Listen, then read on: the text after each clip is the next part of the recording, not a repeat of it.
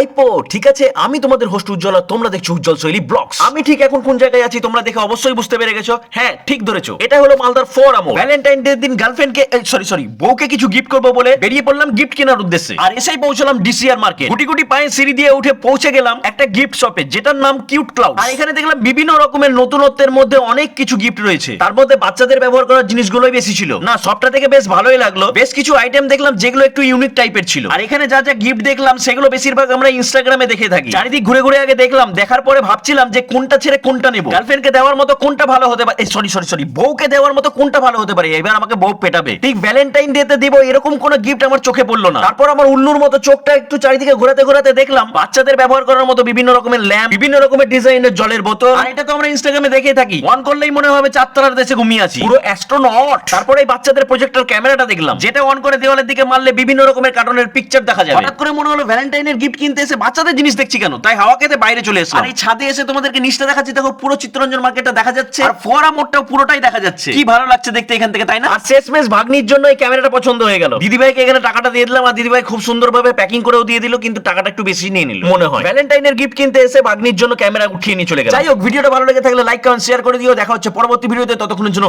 Bye bye.